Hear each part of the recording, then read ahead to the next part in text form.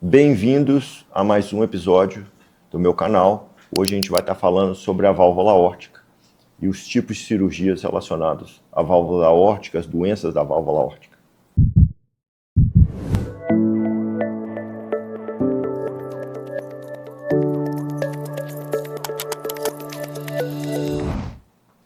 Vamos lá, a válvula aórtica é uma válvula que eu costumo falar exatamente isso para os pacientes no ambulatório. A gente tem um ventrículo esquerdo e nós temos a aorta. Tá? O ventrículo esquerdo, ele joga o sangue para a aorta, e a aorta é o vaso que tem várias ramificações e que vai distribuir sangue para o próprio coração, para a cabeça, para os braços, né, para os órgãos abdominais, para as pernas, entre outros. Tá? E aí a interface, né, ou seja, o que divide ali o ventrículo esquerdo da aorta é a válvula aórtica.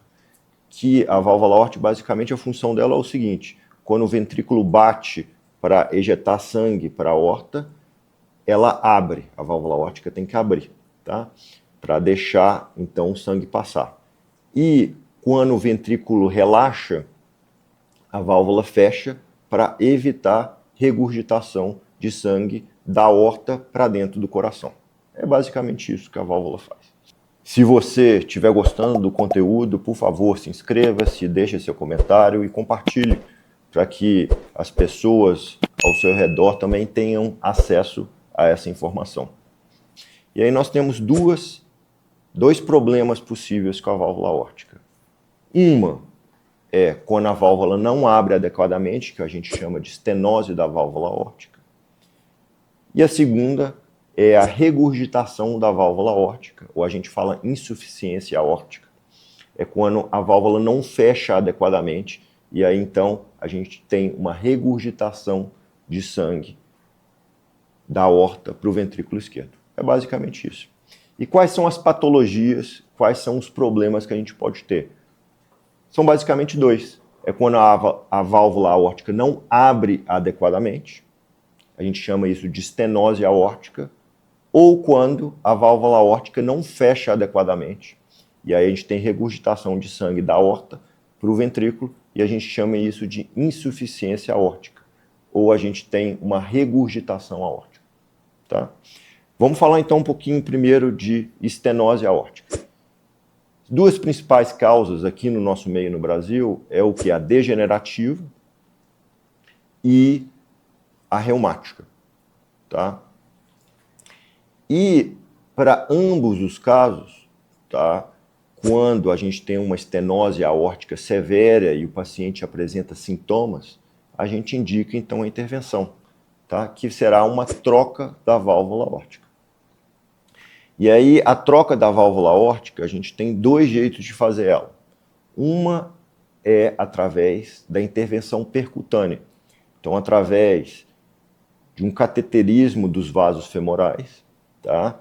A gente vai até o coração da pessoa, na válvula aórtica, e implanta uma válvula biológica percutânea, tá? A gente não tira a válvula estenótica, a gente coloca ela no meio da válvula que está estenótica, e aí a gente esmaga ela e implantam uma válvula dentro da válvula nativa do paciente. É basicamente isso.